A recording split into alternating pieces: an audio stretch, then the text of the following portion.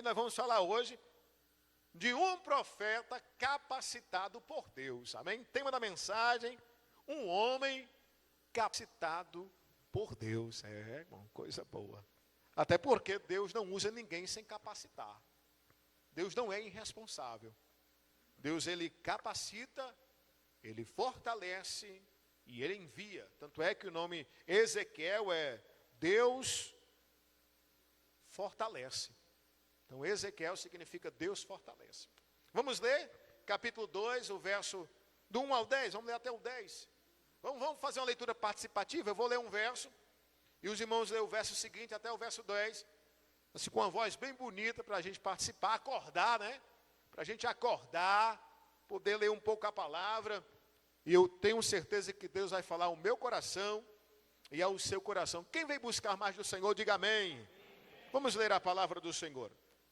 Ezequiel capítulo 2, verso 1 diz: E disse-me, filho do homem, põe-te em pé e falarei contigo. A igreja.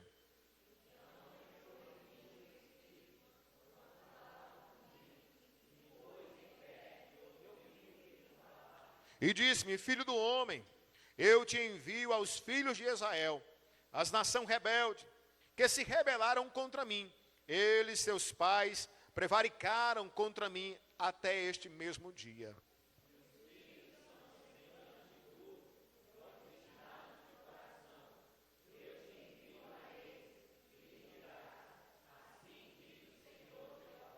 E eles quer ouçam, quer deixem de ouvir, porque eles são casa rebelde, hão de saber que esteve no meio deles um profeta.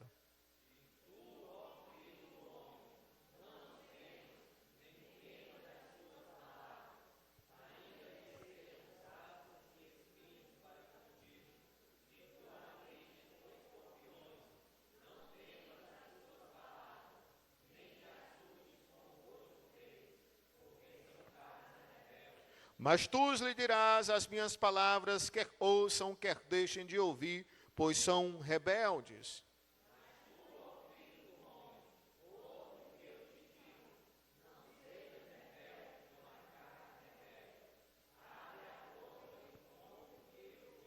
Então vi, e eis que uma mão se estendia para mim, e eis que nela estava um rolo de livro.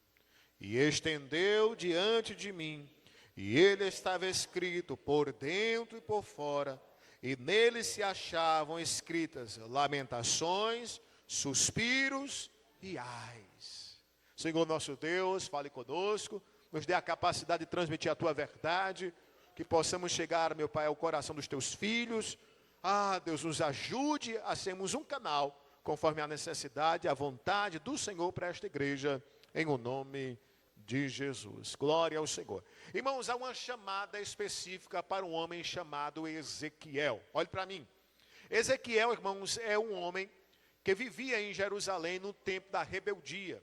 O povo pecou a tal ponto que foi levado cativo por um rei chamado Nabucodonosor. O rei, ele teve algumas levas para levar até um local chamado Babilônia. Babilônia unificava o seu império. E ele tinha uma estratégia de transportar a terra que ele dominava.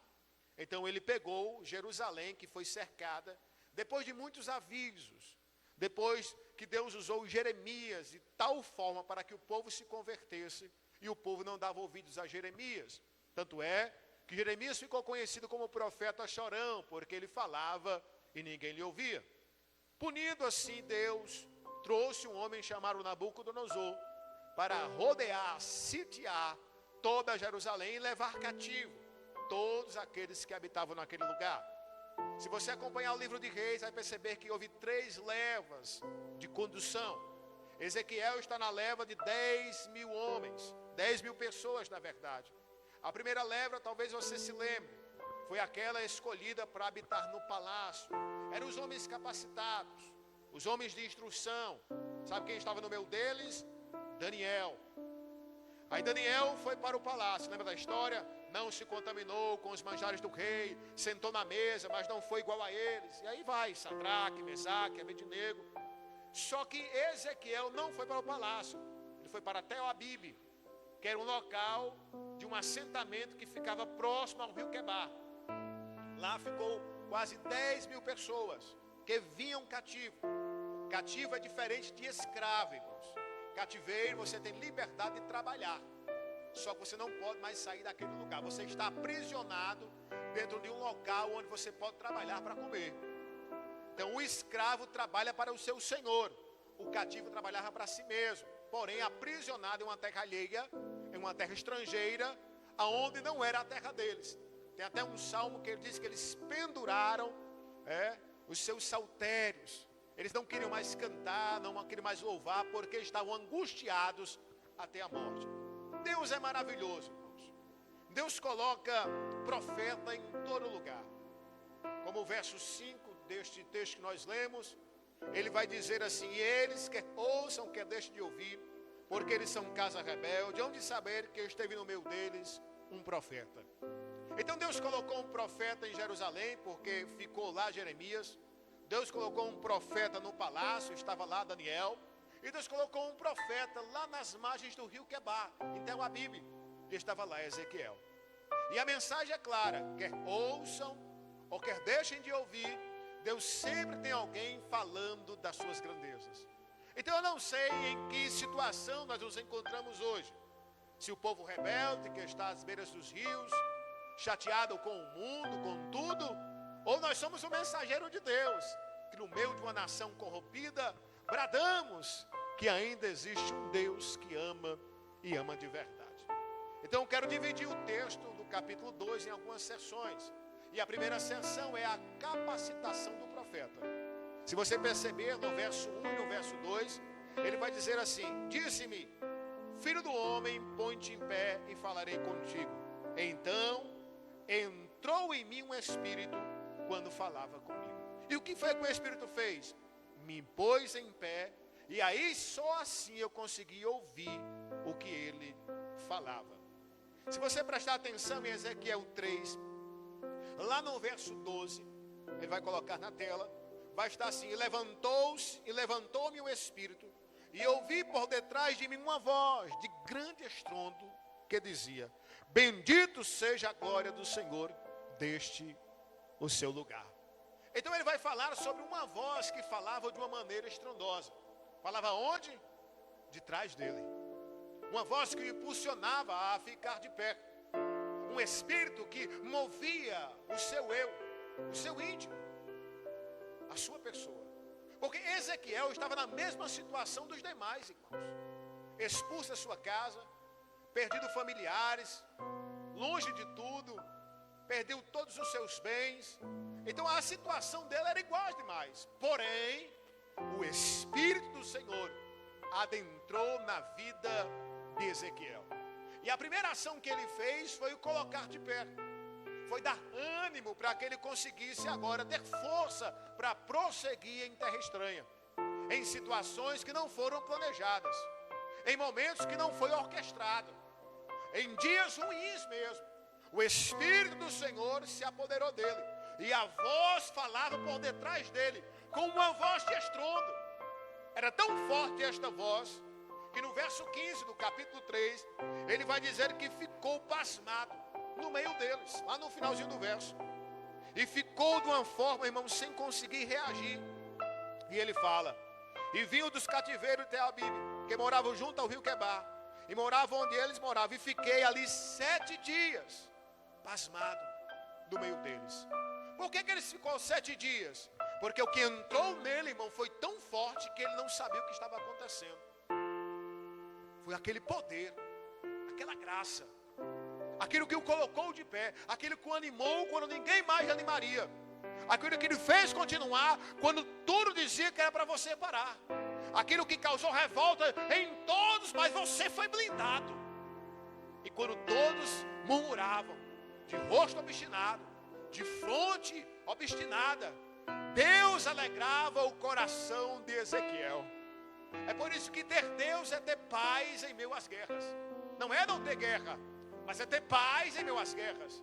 É por isso que ter Deus é saber, irmãos, que a bênção vem mesmo sem saber de onde, nem por quem e nem quando, mas nós confiamos que ela vem, e cantamos, e adoramos ao Senhor. Por quê, pastor? Porque é uma voz que brada em nosso coração, que nos deixa pasmados, que nos deixa espantados, animados com a presença de Jesus. Em Isaías, o capítulo é o 30, o verso é o 21, ele vai dizer assim, Isaías 30 e 21. E os teus ouvidos ouvirão a palavra que está por detrás de ti. Lembra do verso?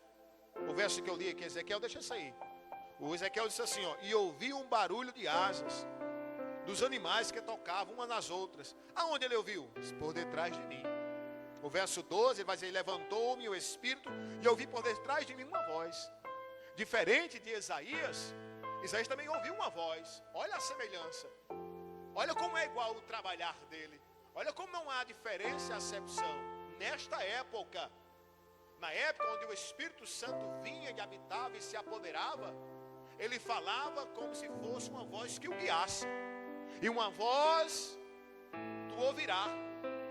Uma palavra que vem por detrás de ti dizendo, este é o caminho, andai nele, sem vos desviardes nem para a direita e nem para a esquerda.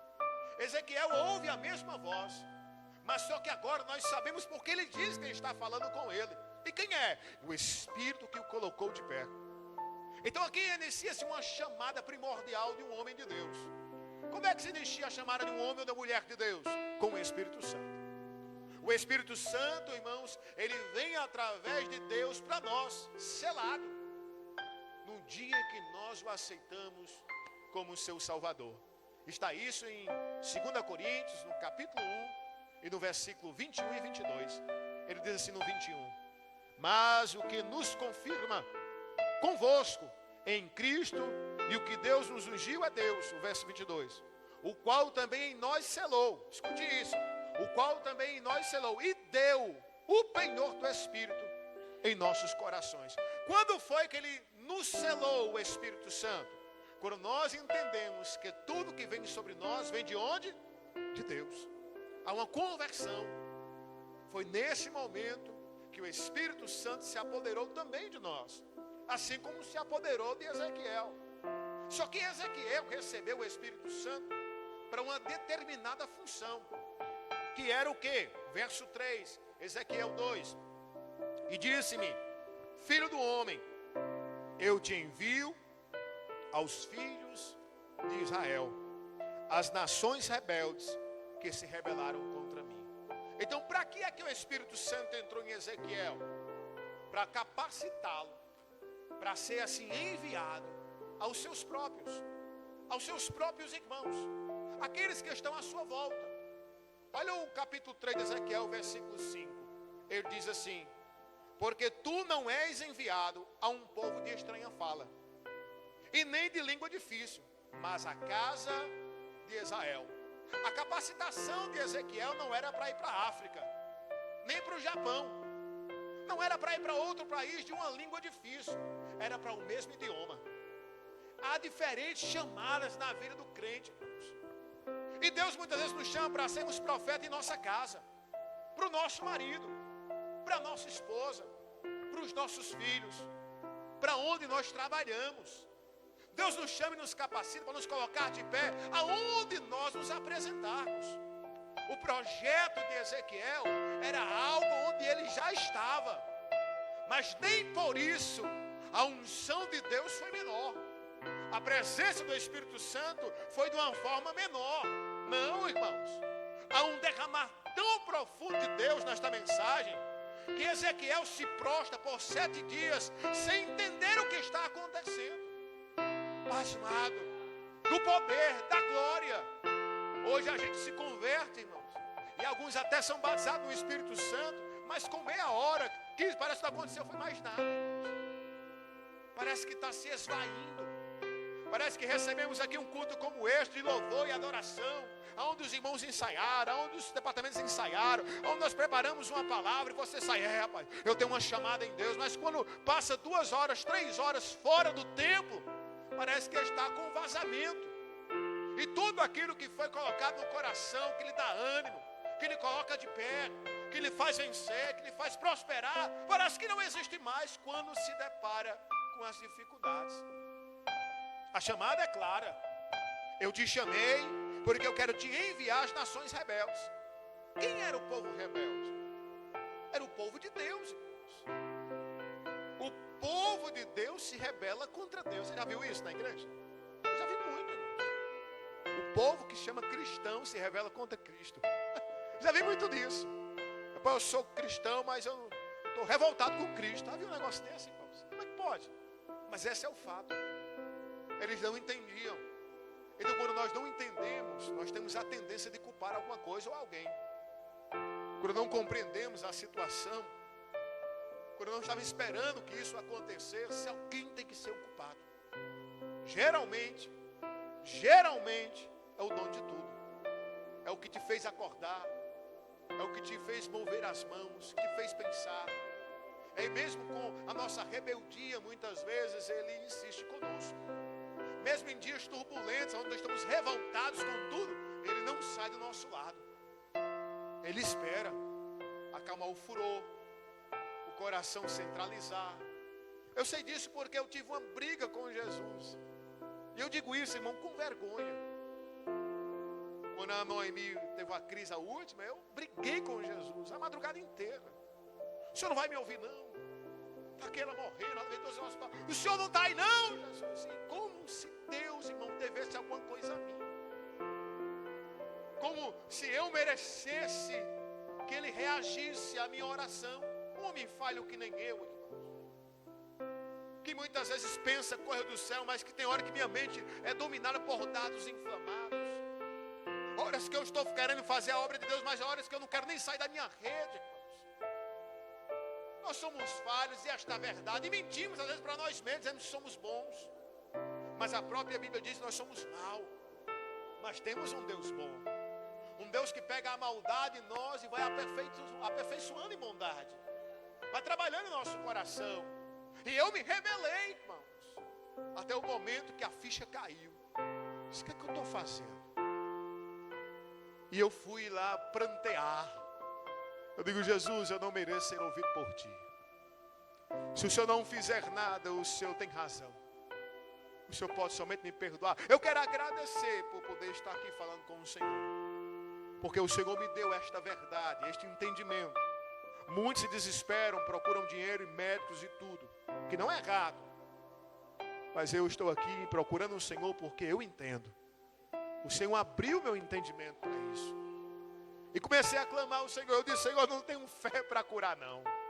Eu fui bem sincero. Talvez alguém diga, que conversa, pastor. Eu não tinha, naquela hora não. Eu estava abalado assim espiritualmente. Eu digo, eu não tenho fé para curar, não. Mas eu tenho fé, Senhor, que ela dorme. Que ela tem descanso. Que o pulmão se acalma. Porque quando ela está com a crise de asma, isso aqui chega e entra, irmão. Eu digo, eu tenho fé. E aí eu me ajoelhei do lado dela, a mãe fazendo a massagem, botou ela numa posição que respirasse melhor. E aí eu me peguei, acordei, foi a madrugada de joelho. Eu dormindo de joelho e ela dormindo do meu lado. Eu orei até dormir. Eu dormi primeiro que ela, eu acho, eu não sei. Mas eu orei até dormir. Dormiu eu e dormiu ela. E quando eu acordei, eu agradeci ao Senhor. E eu tive que levar para Sobral e internar. Pastor, não ficou curado? Não, eu orei para ela dormir, ela dormiu. A minha fé não estava para curar, Deus sabe que não estava. Mas eu louvo a Deus, irmãos. Por quê, pastor? Porque há momentos em que nós somos filhos rebeldes. Mas mesmo assim tem profeta. Mesmo assim tem palavra. Mesmo assim tem Deus. Então hoje eu não sei em que quadro você se encontra. Se você está daquele que está sendo hoje animado pelo Espírito, se colocar de pé e dizer, eu vou fazer, Deus me usa, eu quero ser enviado. Ou se você hoje é casa rebelde, mas não estou entendendo nada. Eu estou com raiva da vida, eu estou cansado. Estou cansado, Deus, de estar aqui à beira do nada, de não conseguir ir avante. Eu quero dizer que mesmo em qualquer situação que você esteja, Deus envia ainda a sua palavra. Deus envia ainda o seu consolo.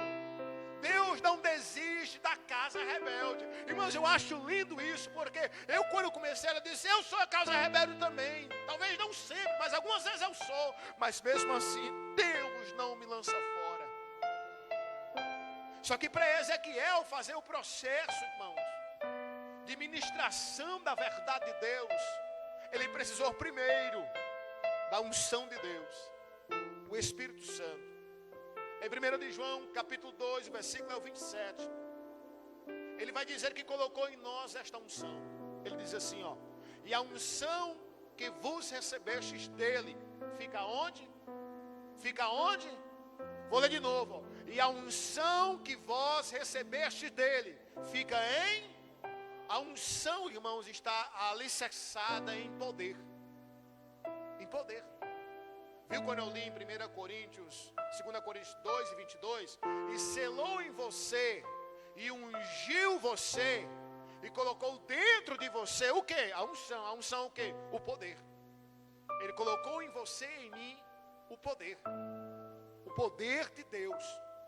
Que poder é esse? Aí está lá em João, capítulo 1 e versículo 12. Ele diz, olha, os que crêem no meu nome, mas todos quantos receberam, deu-lhes o poder de serem feitos filhos de Deus. Quem é este povo? Que recebeu Jesus. Então, quando eu aceitei Jesus como um Salvador, foi selado em mim o Espírito que me pôs de pé. E este Espírito que me pôs de pé, me deu a unção que permanece dentro de mim. E esta unção é o poder de ser filho. Eu posso agora, eu tenho poder. Porém, muitas vezes não consigo acessá-lo. Por isso, continua a instrução a Ezequiel. Olhe para mim. Você tem poder de mudar a sua vida, a sua família e as pessoas que estão à sua volta. Mas muitas vezes não conseguimos acessá-lo. É fato.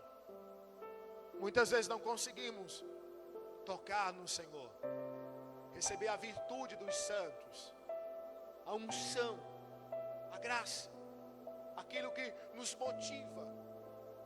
Quanto de nós falhamos no processo? Quanto de nós, irmãos, que no momento que é para sermos aperfeiçoados, melhorados, sucumbimos? Quantos de nós começamos e já retornamos ao começo quantas e quantas vezes? Quantos de nós começamos processos de intimidade, de santidade e rompemos? E aí vamos de novo e rompemos de novo. E agora eu vou de novo e rompemos de novo. Quantas vezes? Mas ele disse que agora ele está dentro de nós. 1 João 2,27, bota lá, está dentro de nós, selado, 2,27, 1 João 2,27,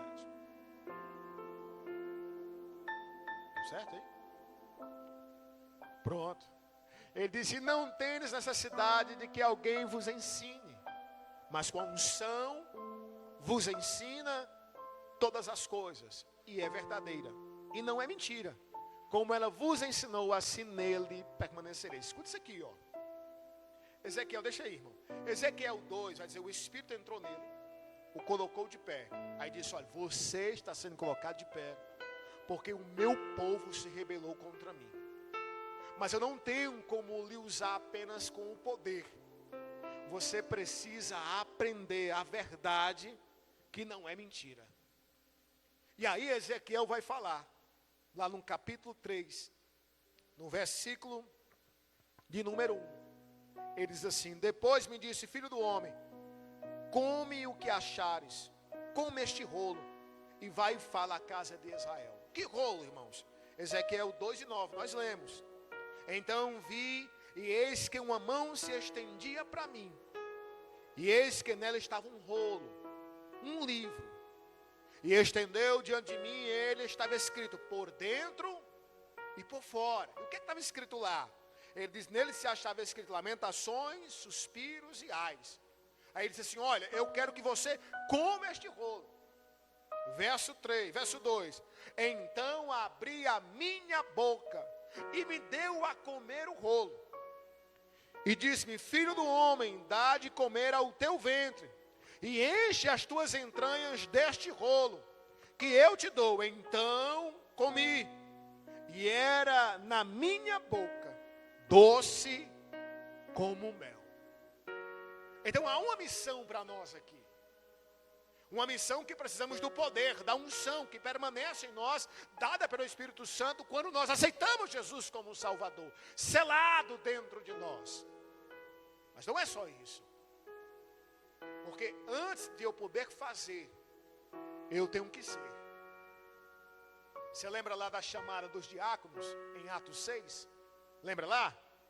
Atos 6, ele vai falar que foi preciso chamar diáconos. Se não me engano é o 4 que ele vai dar as características, ou é o 3, Vinícius? Ele diz: homens, ele diz: ó, escolhei, pois, é o 3. Irmãos dentre vós, 7 varões de boa reputação, cheios do Espírito Santo e de sabedoria. Depois que começa a falar da história de Estevão, o primeiro mártir, vai dizer que ele agora fazia sinais e prodígios. Eu acho que é o 6. Eu estou perdido no verso, mas é um pouco mais na frente. Nesse primeiro mártir, acho que é 6 e 8, eu acho. Glória ao Senhor. Aleluia. Pronto, é.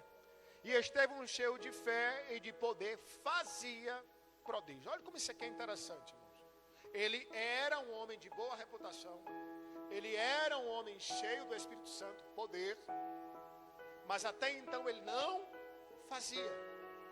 Depois que a unção dos apóstolos orou sobre eles, sobre a reputação deles, sobre quem ele já era, agora ele começava a fazer. Ezequiel foi chamado para isso, e nós também. Primeiro para ser. Não tem como ser, irmãos, se o Espírito Santo não nos moldar. Tem um texto que eu prego muito aqui, vocês conhecem de cor, Romanos 12, e o verso é o 2, quando ele fala que nós fomos renovados pela transformação de entendimento. Não vos conformeis com este mundo, mas transformai-vos pela renovação do vosso entendimento. Em outra versão diz: não se molde ao mundo, não seja parecido com o mundo, mas como a sua mente foi transformada por uma renovação de conhecimento na verdade, através de quem? Através do Espírito Santo de Deus, que foi selado em você. Agora temos uma maneira de pensar diferente, e isso vai moldar o nosso caráter, vai moldar os nossos pensamentos, vai moldar as nossas ações, vai moldar tudo aquilo que está à nossa volta, e vamos começar agora a ter uma boa reputação. Pelo menos é assim para ser: comprar e pagar, ser honesto, não trair, fidelidade. E aí, quando começa a ter uma boa reputação, há uma chamada, irmãos, para ser usado em alguma coisa por Deus. E aí vem o poder da capacitação, da oração imposta pelos apóstolos sobre Estevão. E depois disso ele começou a fazer sinais e prodígios. Atropelamos estas coisas. Chegamos na igreja, irmãos, nem somos ainda. Não conseguimos conquistar nem a nossa família. As pessoas nem nos veem ainda como homem e mulher de Deus, e já queremos fazer sinais e prodígios. Já queremos estar em foco, em ênfase. Hoje é o maior mal do mundo gospel. É querer ser a estrela. É querer estar nos cartazes. Eu lembro de um obreiro, não vou citar o nome, nós estamos gravando. Mas este homem queria, porque queria, subir de patamar eclesiástico. Dizia ele que ninguém queria chamar um diácono para pregar. E ele era um pregador itinerante. Então ele chegava para o pastor da época e dizia: me consagra presbítero, rapaz. Ele dizia: consagro não. Você não é e não tem as características. Eles me consagram, eles consagro não. Me consagro não. Até o ponto, irmãos, que ele pediu carta de transferência para uma igreja aqui do estado do Ceará, que o pastor tinha um vínculo com ele. Em questão de 15 dias, este rapaz foi consagrado por aquele pastor, não por Deus, a presbítero. E aí, com 5 dias, ele voltou para que o pastor recebesse ele como presbítero. porque ele queria fazer, mas não era. Ele queria realizar, mas não se enquadrava. E o pastor disse: você pode vir com a carta, mas não lhe recebo como presbítero. E ele passou mais um ano ali andando como cordeiro, até que não teve mais como, irmãos, segurar. E eu estava na época no corpo eclesiástico e já era presbítero, e nós o recebemos como presbítero, sabendo, irmãos, que não estava correto daquela maneira. E quando eu vi aquilo, eu vi a busca de um homem atrás de pedestais, de ênfases, de focos, de ser vistos. E é muito o que está acontecendo hoje, irmãos. Pessoas querem fazer antes de ser só para receber benefícios aqui. Não se engane. Você não tem noção tanto de propósito que nós recebemos para poder fazer algo que Deus mandou fazer de graça. Pessoas que vêm desesperadas: pastor, ora aí, pastor, se curar, eu dou 5.000. Irmão, sangue de Jesus, irmãos. Deus me livre. Deus está vendo tudo isso, irmãos. Deus nos chamou e nos colocou de pé, irmão, para sermos santos. Deus tem cuidado da gente em todos os detalhes. A nossa vida está na mão do Senhor, mesmo que os dias sejam ruins. O nosso Deus continua sendo bom. O problema é que não conseguimos mais acessar como deveríamos. E quando não acessamos, ficamos carnais. Ficamos carnais. E tudo começa agora a nos amedrontar. E corremos atrás da vestimenta, corremos atrás do pão, corremos atrás de tudo, porque temos medo de faltar. Mas se buscarmos o Senhor em primeiro lugar, e trabalharmos, não vai ficar na rede balançando não, e trabalharmos, Deus providenciará tudo o que é necessário. Se colocarmos Deus em foco, irmão, Ele abre as portas, Ele tranquiliza as águas, Ele traz bonança, Ele repara, Ele restaura, Ele acolhe, Ele cuida. Então todos que estão aqui foram colocados de pé através da unção do Espírito Santo, quando aceitaram Jesus como Salvador. Depois disso, irmãos, receberam o poder da unção da graça. Só que agora chegou um momento que para eu ser usado por Deus, eu preciso comer este livro, colocar nas minhas entranhas estas verdades e vivê-las. E olha que o homem de Deus, Ezequiel, estava com medo. Ele estava indo de frente a um povo que não queria ouvir Deus. Ele diz isso no verso de número 5 do capítulo 3. Ele diz: porque tu não és enviado a um povo de estranha fala, nem de língua difícil, mas a casa de Israel. Nem a muitos povos de estranha fala, língua difícil, cujas palavras não posso entender. Se eu aos tais te enviar, certamente dariam ouvidos. Mas a casa de Israel não te quererá dar ouvidos, porque não querem dar ouvidos a mim. Porque toda a casa de Israel é de rosto obstinado e duro de coração. Ele disse: olha, vou dizer uma verdade aqui a você, ninguém vai querer lhe ouvir. Mas desista não. Olha como ele diz isso aqui, ó. Aí ele diz assim, ó, verso 8: eis que fiz duro o teu rosto contra o seu rosto. Rosto de quem? O rosto de Israel. Ele diz: eis que fiz forte a tua fronte contra a sua fronte. Fiz como diadema a tua fronte, mais forte do que a perterneira. Não os temais, pois nem te assombres com o seu rosto, porque são casa rebelde. Ele disse: eles são duros, eu te faço duro também. Eles são difíceis, estão lá com firmeza, eu te faço mais firme ainda. Ele está dizendo: se você vier comigo, não tem como você perder. Não tem como não dar certo. Está difícil? Eu te faço mais forte para vencer essa dificuldade. E quem aqui não é exemplo disso? Que enfrentou dificuldades que, se fossem contadas, ninguém acreditaria. Mas você atravessou. Você chegou aqui. E como foi isso? Porque Deus te fez mais forte. Deus continua nos fortalecendo. Agora, há um pedido do Senhor a respeito de nós. capítulo 2, versículo 8. Ele diz assim, ó. Capítulo 2, versículo 8. Isso. Mas tu, filho do homem, ouve o que eu te digo, e não sejas rebelde como a casa rebelde. Esse é o segredo, irmão, para nós avançarmos. Primeiro, todos da casa de Israel, todos que estão aqui nesta casa, receberam o Espírito da unção, da glória, da graça, do poder. Está em nós. Mas quantos de nós que receberam isso, já se rebelaram? Já se apartaram? Paulo diz que naufragaram na fé. Quantos de nós? Mas ele diz, mas vocês, olhe, preste atenção, vocês não sejam casa rebelde. Não sejam. Então, quando Deus chama Ezequiel, ele coloca requisitos. Primeiro, ele coloca de pé. Ele enche com o Espírito Santo. Ele dá a palavra de alimentação, mas traz uma ordenação que depende dele. Uma decisão. Ezequiel, não seja. Aqui entra mais uma vez o arminianismo. A escolha.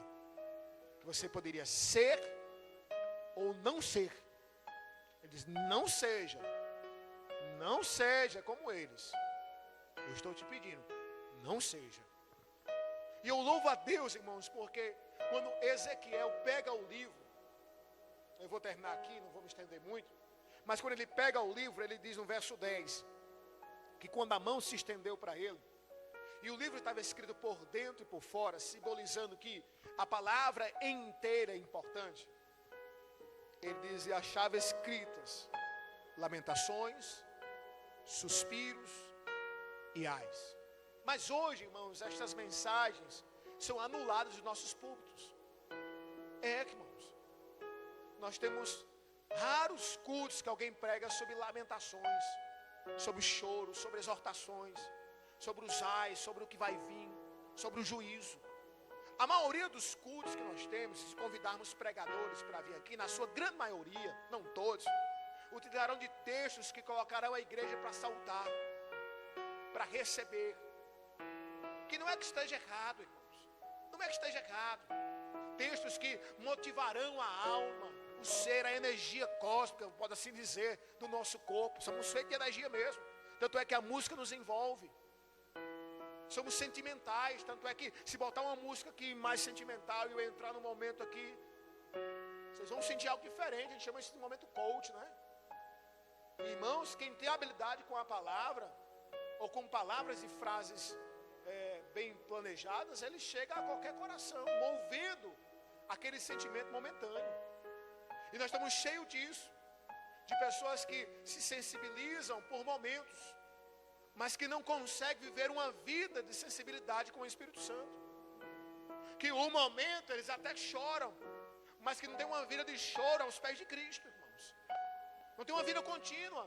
Por quê, pastor? Porque não estão utilizando esta verdade por dentro e por fora. Por dentro e por fora. Às vezes está só por fora. É só num semblante externo, na gravata, no paletó. Mas só Deus sabe o que se passou comigo hoje. Só Deus sabe os pensamentos que entraram na sua mente hoje, irmãos. Só Deus sabe o que você planejou nos seus conchavos, nos seus escondidos, tudo que você premeditou fazer, o pecado que você articulou e cometeu, só Deus sabe dele. Mas mesmo assim o nosso Deus, que é misericordioso, continua dizendo, olha, filho meu, come desta palavra, se enche desse Espírito, e deixa eu te controlar, deixa eu te mover, mesmo em terra estranha, mesmo em situações que você não planejou, porque é isso que está acontecendo aqui. Ezequiel é um local estranho, cativeiro, destruído, tudo acabado. Já pensou, irmão? Tomaram a sua casa, mataram os seus, e você agora tem que andar tantos quilômetros em habitar numa terra que não tem nada para começar do zero. Qual é o ânimo que você tem? Qual é o ânimo? Eu me lembro quando Davi chegou a Ziclag, no final do livro de 1 Samuel, no capítulo 30. E quando ele voltou da guerra, que não aceitaram ele guerrear, estava tudo queimado a fogo. 30 verso 4. Tudo queimado a fogo, irmãos. A família tem sido levada cativa. Aí eles entram em um pranto de choro. Então Davi e o povo que se achava com ele alçaram a sua voz e choraram, até que neles não houve mais força para chorar. É assim que muitas vezes acontece conosco. Tem dias que estamos sem força para mais nada, de tanto sofrimento, de tanta guerra, sem conseguir ver o fim. Mas no verso 6 desse texto, diz que Davi muito se angustiou, porque o povo falava de apedrejá-lo, dizendo: você é o culpado, Davi. Tem que ter algum culpado nesse negócio. 600 soldados disseram: você é o culpado, Davi. Mas no finalzinho do verso, Davi se esforçou no Senhor, seu Deus. Em outra versão diz: Davi se animou no Senhor, seu Deus. Então quando eu vejo Ezequiel aqui, em uma situação como esta, eu vejo um Deus que não respeita a situação, nem local, nem nada. Ele coloca alegria onde há desespero. Você já leu a carta de Filipenses? É chamada de carta da alegria. Mas Paulo está preso, injustamente. Mas ele escreve dizendo: quando eu lembro de vocês, eu tenho tanto prazer. Olha, eu estou me regozijando no Senhor. Se regozijem também. Há uma alegria no meu coração. Eu estou pregando o evangelho. Eu estou preso, mas o evangelho não está. Deus não respeita o local, nem situação, irmãos. Lembra quando Elias se tacou na caverna e disse: Deus, só restou eu. E entrou num pranto de depressão, de choro. Ele disse: sai daí, rapaz, que ainda tem 7.000 que não dobrou o joelho. Vai, rapaz. E ele sai. Ele é uma situação de perseguição e morte. E ele vai adiante, sem medo. Que é isso, pastor? Deus não respeita, irmão, projeto satânico. Deus não respeita a situação adversa. Deus não respeita isso. Quando Ele quer fazer, Ele faz e ninguém impede. Quando Ele quer colocar você de pé, Ele coloca e acabou a história. Ele disse: é você, Ezequiel. Por quê? Eu não sei. Eu sei que ele tem uma linhagem sacerdotal, mas podia ser qualquer outro. Ele disse: mas é você, Júnior. É você, Selma. É você, Raimunda. É você, Alcélio. E Deus fez. E graças a Deus que Ele fez. Eu parei muito tempo de me questionar: por que eu? Eu não quero mais nem saber porque eu estou aproveitando. Digo: obrigado, Jesus, obrigado. Porque, irmão, se eu for contabilizar, tem tantos melhores aos nossos olhos. Pessoas capacitadas. Que quando eu olho: rapaz, se esse homem aí, ele deixasse Deus usar ele. Mas não, aí Deus pega o que não tem nada, está na sarjeta, coloca de pé, manda comer um livro, dá poder, dá unção, e disse: vai, que eu vou te fazer forte no meio dos fortes, eu vou te fazer obstinado no meio daqueles obstinados, eles não serão páreo para ti, eu serei contigo. E quando ele percebeu quem falava com ele, ele disse: era como uma voz de estrondo. E eu fiquei pasmo com aquilo que acontecia, todo trêmulo. E eu me sentei e fiquei lá 7 dias. Eita, irmão, foi poder, viu? Pense num negócio profundo. Meu desejo é ter esse encontro com Jesus todos os dias, que me deixe pasmo, que me deixe assim, navegando os meus pensamentos do céu com o Senhor. Pastor, e aqui as conquistas, irmãos, isso é efeito colateral. Se você orar e buscar, você vai ter casa, carro, família, o que você quiser. É mesmo, pastor, irmãos. Como é isso, irmãos? É só se adorar a Deus. Deus quer o servo dele bem cuidado, Ele cuida da gente. Ah não, pastor, eu não quero nada disso, eu quero uma família. Pois tá bom, deleita-te no Senhor, e Ele concede o desejo do teu coração, irmãos. O que está faltando é Deus no processo. Não sejais casa. Vamos terminar, Ezequiel 2:8. Vamos ler todo mundo junto. Ezequiel 2, verso 8. No 3, 1, 2, 3. Mas tu, ó filho do homem, ouve o que eu te digo. Não sejais rebelde como a casa rebelde. Abre a boca e come o que eu te dou. Quem pode dizer amém por isso? Diga assim, abre a boca e come. Coma. Se alimente desta verdade. Coloque nas suas entranhas. Seja erguido hoje através do poder da graça. Deus é com você. Deus vai nos dar força para continuar. Deus vai nos dar força para a gente permanecer de pé. Ele pode. Coma. Coma, irmãos. E eu tenho certeza que grande vai ser o testemunho de bênção que nós vamos contar.